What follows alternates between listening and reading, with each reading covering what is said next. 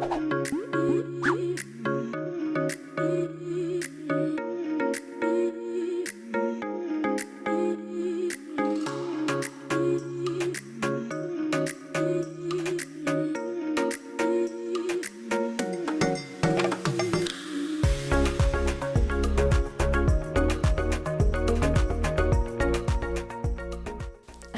my name's Eve and I'll be your host for today's Youth Voice podcast.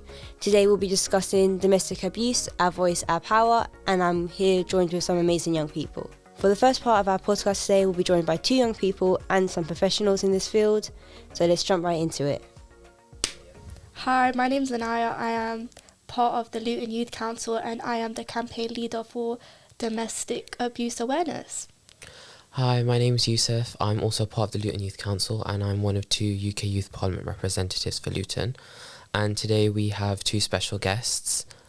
Hi, my name is Nash Hussain. I'm a Detective Inspector with Bedfordshire Police and I'm the Force Victim Tactical Lead. And hi, I'm Shikal Akhtar. I'm one of the Victim Engagement Officers for the Emerald Team, Bedfordshire Police. Right, let's pick out one of the questions. What message would you give to young people about their power and voice in addressing and preventing domestic abuse? So my role is to support victims of domestic abuse, and they come in terms of age, all sorts of ages, but whether it's a 16-year-old or an 80-year-old. But when we're looking at young people, I would always say keep yourself safe. Don't be embarrassed. Don't be afraid to speak out.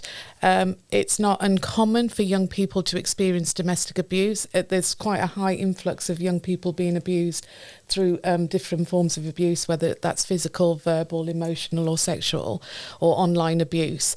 And I would say, speak to somebody, whether that's a trusted friend or whether that's a teacher or a key worker, and report it. If you feel you can't report it yourself, you can always come along with somebody to the police station or do it online.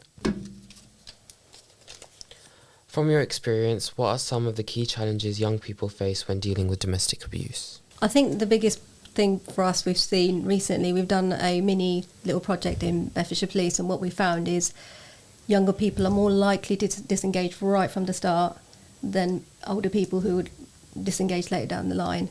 And that's the concern, is that from the get-go people just start engaging with us, aren't telling us what the issue is, what the concerns are, what the abuse is and how it's affecting them, and then so we can't take that positive action right from the beginning. So it doesn't allow us to then put the interventions and things in place that we can do, and speak to professionals like Shikal. I mean, we've got loads of support services that can we refer into as well. So it prevents that referral mechanism going, it prevents that abuse cycle from repeating itself as well. So the cycle, the danger is that if you don't report right from the start, there's disengagement right from the start, then it's more likely that that person will become a repeat victim as well. I'm not saying that everybody will be, because sometimes people do come out and go into healthy relationships, but in certain situations people do become repeat victims as well, and then it leads to like abuse and intoxication, that kind of stuff, isn't it, Shikal? One of my challenges, because for engaging with victims, young people experiencing domestic abuse, is they may report it initially, but then, or third party has reported it, whether that's a neighbour or a family member. I find that young people don't often report it themselves because of the repercussions, but it's reported through maybe a neighbour, like I said, or a family member. And one of my biggest challenges is actually getting them to actually open up and talk about that abuse or that incident. And I believe from speaking to young people, when they have come out and talked a little bit more, this is after you build the rapport and trust, they're talking about the repercussions from the perpetrator and what that means for them, because they're so frightened of what will happen that they won't report. There's also like multi-layers, isn't it? So if someone, for example, is in education, so you're going through college or university, or you're dealing with exams, or you're dealing with like there's family things, especially around harm-based abuse, you've got that cultural sensitivity side kicking in as well. So it's not just one facet, or there's not just one issue that will affect young people. It's a layered approach, and it's about unlocking those layers, understanding the reasons behind the withdrawal, the discontent, and seeing how we can support with each Yeah. layer, because it's multifaceted. It's not just one thing that you're worried about. What do you think can be done to build a relationship with the youth and make them more inclined into reporting their abuse? I think it's about building positive relationships with the police, understanding that we're not just there to... I mean, sometimes there's a fear of the police, what will happen if we go there. We don't want them interfering. We don't want them interfering with our families and things like that. We don't want the perpetrator to get into trouble, for example. People don't want perpetrators to go to prison or go through the criminal justice system. So it's understanding that the police are not only there to pursue the criminal process, but it's only there according to safeguarding as well. We can do safeguarding, we can make the referrals, we can provide that support. But equally, for us, it's breaking down barriers through things like this, to talking to young people, understanding what their needs are, understanding how we can meet those needs, and then making sure our policies and processes adjust and fit those needs. So it's like the young people can be heard. Yeah. My role as a victim engagement officer is to support victims of domestic abuse, like I said earlier. But we started, our first VEO started in 2017, and I was one of the first cohorts. So yeah, I'm really pleased about that. But we've grown because there's such a demand for support for victims. So we started off with 2, and we're now 17 across the force. So it shows that, you know, victims need support. And I think when we're talking about what can we do to help, is people like myself who aren't police officers and take on a more kind of a different role in terms of supporting the emotional side of things and supporting their needs. We can work separately from police officers. So we have more of a kind of, I don't know, maybe more of an emotional supporting role as well as a practical role. And I was going to say earlier, with, you know, it's hard to reach young people because of the disengagement. But apart from that, we're also dealing with LGBTQT plus communities, which is even harder. And one of the main things that have come out from that is that young people, especially that community, say they're not believed. And that's what we need to get across, I think, because for me, when I'm working with victims, they often say, well, you know, when the case is filed, they'll say, oh, they don't believe us, or they don't, they think I'm lying. It's not about anybody lying. That we then start to explain that it's about CPS having that threshold and criteria to be able to take that forward. So we have to build that trust with young people to let them know that we do believe them. We do have that, you know, kind of, we do want to build that trust with young people to show them that we do care and we want to see them safe. Even if that case doesn't go forward, we will still support young people to live a safe and healthy life by making those referrals, by doing the safeguarding. So it doesn't just end with a criminal matter. There's also that safeguarding element that we deliver. It's also empowering, giving that control back to young people to say, this is what I want to do with my own life. Yeah. It's for them to enable to make the decisions themselves. So it's around education pieces, like we're currently through our new Force Victim Board, we're looking at Voice of the Child, we're looking at empowering, we're getting feedback from children, young people, we're looking at how we can now bring your voices back. I mean, we were doing it before, but we're now looking at it on a bigger scale, and it's quite an important scale, how we can bring those voices back and how we can not only empower and educate through our education and diversions teams, but also within the force itself, communication, how officers speak to young people. It's, you know, how that engagement happens, how, you know, when you do a pre-assessment, what does that look like? When you're talking to a young person, you know, don't be disrespectful towards them and thinking they're not going to understand stuff, and, you know, just look for the adult in the room. Actually talk to them on their level and explain things, and if they don't understand, then ask them, but use that time, use that language, and use appropriate language as well. I feel like social media is so important in a young person's life because we always use it like 24/7. We're on socials, and I feel like we need to like spread awareness on social media as well, because young people will actually watch it. And I feel like domestic abuse, like within a young person's relationship, is so normalized. It's so normalized, and I think signs of abuse need to be spread more, because a lot of people don't know that they're going through domestic abuse, because, you know, if your partner has your location, they're being too obsessive and like shutting you off, you might think that's normal, but it's not. So I think yeah, like spreading the word on social media and saying, you know what, this is not normal. Like, I think that's very important. So then young people can actually realise that this shouldn't be happening to me and actually report it to the police or someone, at least tell someone. So, yeah. I Yusuf? think branching off of that aspect of awareness, meeting young people halfway. I know many agencies like to collaborate with schools and educate young people about the services that are offered within Luton, but have your message spoken to them rather than at them, you know, interactive workshops where there's space for such critical conversation and that kind of safety and that kind of allowance to be sensitive about certain issues, as well as teaching people and breaking down toxic narratives which are normalized about relationships. I mean, teenagers especially, the immense amount of pressure on social media to act a certain way, to look a certain way. When you don't feel validated in your safe space, such as your home or your school, you are going to look for other kind of avenues, such as abusive relationships. That's where you'll feel validated, but in a sense, that's not healthy for you.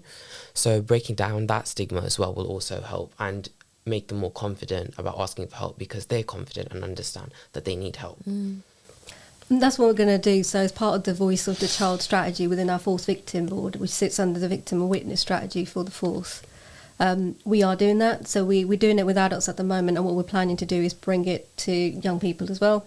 So what we're going to do is we're bringing in listening circles. So it enables people to sit in a circle, but they have that chance, that opportunity to tell us their experiences or their views and stuff uninterrupted, unopinionated, and it's no judgment whatsoever. And it allows us to listen, so it's not coming from those adults, those educators and stuff like that. It's the voices being heard direct, and that's what we're planning to do. So that's coming in soon, and we've got another big event coming. Hopefully in November. There'll be stuff out around social media. I can't really talk too much about it at the moment, but hopefully that will be advertised quite broadly. And that, again, that is an opportunity for young people to come in and tell us all the experiences. We're looking at survivors' voice groups as well, so bringing in victim survivors, understanding their experience with the police as well, from their perspective, and what could we do different and what we could do better as well. So again, it's all coming back to what you said around listening to the young people. You know, it's sometimes things are forced down your throat, and people say that this is what young people want and need, but it's actually not coming from the young people themselves. And I think that's quite key. That's what you said. So hopefully that is the avenue we're now going through. I do think also it's a collective approach by different agencies. So when we're talking about relationships with young people and what they expect in that relationship, in terms of how a female should behave and, you know, the sexual experience they have as well, like the peer pressure around that. So there is quite a bit of like advertising and information out there, you know, that is, you know, watching, say, porn, for example. People think that watching porn, that's how they're expected to behave in that relationship. So, you know, you've got the revenge porn helpline, you've got you've got like other agencies like Toco or Ebenezer Project that deal with domestic abuse and look at behaviours. So the behaviours aren't just the victim involved in that. We're also looking at changing perpetrator behaviours. So, you know, or if you feel in that relationship, well, actually, I'm not comfortable with my behaviours, I know it's not right because I'm harming my partner, then there's support out there for them as well. So it's a collective approach, I believe, to get that kind of repeat victimisation down and to stop domestic abuse. And Anya's absolutely right around the digital thing, because we know TikTok, Snapchat, Insta, that's the way to go. People don't, that communication, the style has changed, isn't it? You don't have that many conversations over the telephone anymore. It's all text and everything else, isn't it? I mean, I don't know, I just use Snapchat, so when we're talking about online sexual abuse, for example, you know, the digital world, what do young people do? I mean, you know, if somebody is in a relationship or they're under peer pressure, they might be asked to send a nude or inappropriate pictures. And then, you know, and they might have done that. So what we're saying is that, you know, it's not uncommon for young people to do that, but they need to know that what are those safety measures they should be taking For example, don't. I mean, the bottom line would be don't send any, but we know young people do. You know, it's about managing that damage limitation, isn't it? So, you know, there's toolkits out there or there's services out there that will help you remove those pictures. Or if you're unsure, they can still look at, if you go to Childline, they're able to help you access that toolkit to be able to do that. So we recognise it happens. It's not something that doesn't happen, but we also need to send that message out. And that's where I think maybe people don't know about those services, but everyone seems to know Childline. So if you contact Childline, they'll be able to signpost you to the right services. Yep. Hey, I hope you're enjoying the podcast so far. We're going to go to our other young people to get their views. So, do you think domestic abuse can happen in teenage relationships? Yes, I think it can happen, like fighting and like one another, cheating on each other, something like that. And that can influence it to happen. Yeah, it can influence to happen. That's a really good point. And when they grow up, they get like with different people. If they, for example, if they get different people, it might start to grow bigger. Yeah. So what do you think the signs might be that someone is in an abusive relationship? I think people can shut themselves away from their families and like friends, and they can basically close off those healthy relationships because of that one abusive relationship. And I think like things in the daily life would affect them, like from basically if it was like a teenage relationship, they wouldn't be going to school and things like that because they might have like physical bruises, and they obviously are probably emotionally manipulated and they're just like feeling depressed all the time. Yeah, that's really good. So do you think there's any barriers that can stop young people from speaking up? Yeah, I do think so actually. I think there's still like quite big like a stigma on like things like this, like domestic violence. Like if it happens on you, then it's your fault. Like especially in like the news and stuff. Like that's how it's portrayed, especially in so the news and movies and such. Also, like I think there's. I was watching a documentary the other day about domestic violence with teenage girls from from boys, and it was like they didn't speak up because they felt like no one is going to trust them about it, and like their stories were too far fetched that people weren't going to trust them about it. So I think they feel that they're not going to be trusted and they're not going to be like properly understood if they do like go out and speak about it. And then there's also the fact that they fear it could get worse. So if, for example, like someone was getting abused domestically and then they go and speak about it, like they go and report it or something, then they have that fear that it's going to get worse. So if the person that finds out about it, that they've like done something about it, then it's going to get worse and the abuse is going to get more and more. Do you think social media and music can influence how young people view relationships or abuse in this way? Yeah, I also think that, you know, nowadays a lot of young people listen to a lot of music, especially rap, and they get heavily influenced by it. Like sometimes if they are paying attention, then it's a lot of negative things. There's a lot of degrading and everything about them, and that they just